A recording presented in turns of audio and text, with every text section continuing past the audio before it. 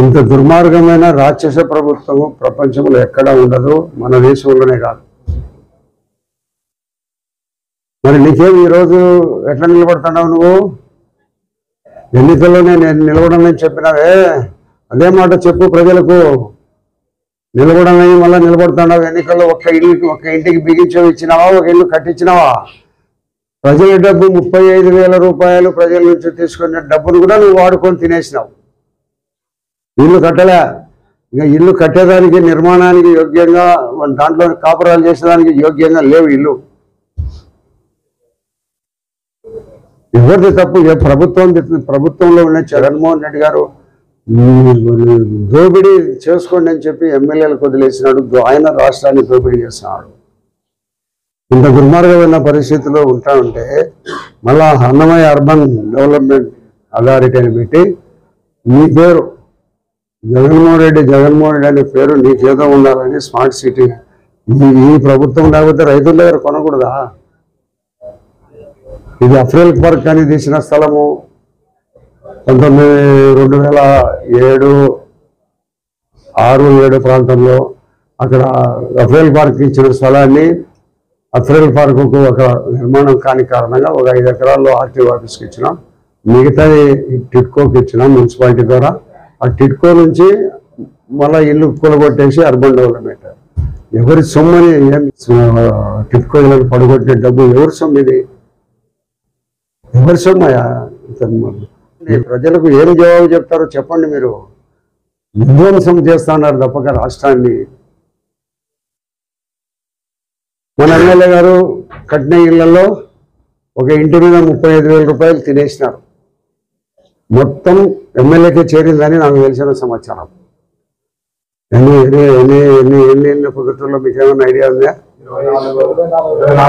24,000 ఇళ్లలో 34,000 ఎంత అవుతుంది మనం చెప్తారా?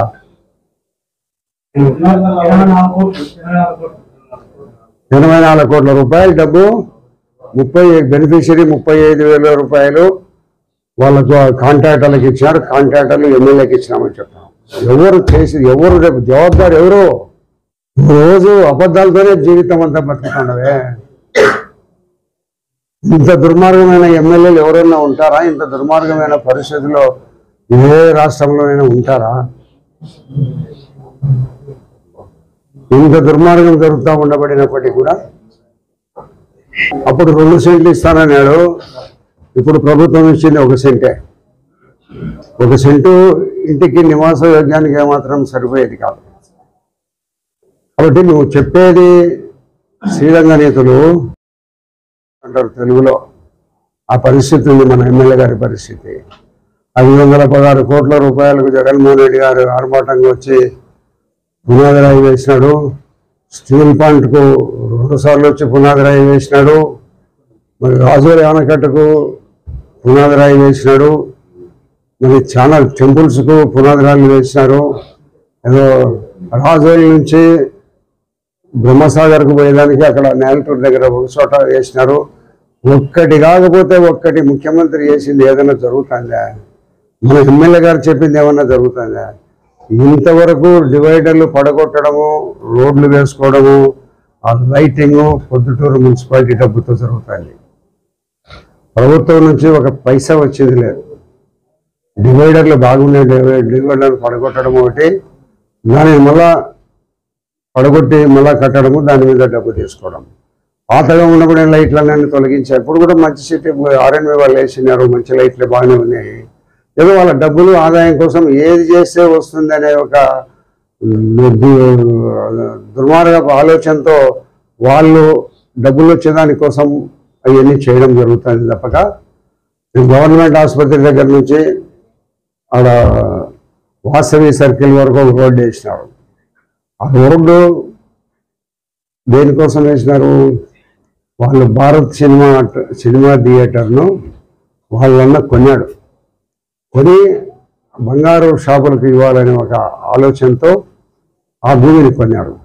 దాంట్లో ప్రభుత్వం భూమి 30 సెంట్లు ఉంది. శ్మశానం భూమి. శ్మశానాన్ని విడిచిపెట్టాడు, దేన్ని విడిచిపెట్టాడు? 30 సెంట్లు దాంట్లో ఉంది. ప్రభుత్వం భూమిని ఆక్రమణ చేసినాడు. దానికి 10 కోట్ల రూపాయలు రోడ్లు ఆ డివైడర్లు పెట్టిన దానికి 10 కోట్ల రూపాయలు. వాస్తవంగా అంత డబ్బు కాదు. దేనికోసం దానిని వైడనింగ్ చేయడం జరిగిందంటే వాళ్ళు అన్నగట్టిన బంగారంగంలకు సంబంధించిన షాపులను ఇక్కడ నుంచి అక్కడికి పోతే వాళ్ళకి ఎక్కువ ఆదాయం వస్తుంది, విలువ పెరుగుతుంది అనే ఒక దురుద్దేశంతో వేసింది తప్పక అది ప్రజల కోసం వేసింది అయితే కాదు. కాబట్టి ఇంత అవినీతి అక్రమాలు జరుగుతున్నాయి. పొద్దుటూరు ఎమ్మెల్యే గారిని మరొకసారి నాకు ఓటు వేయమని ఏ ముఖం పెట్టుకొని పోయి అడుగుతానో మరి ఆయనకే చెల్లుతుంది.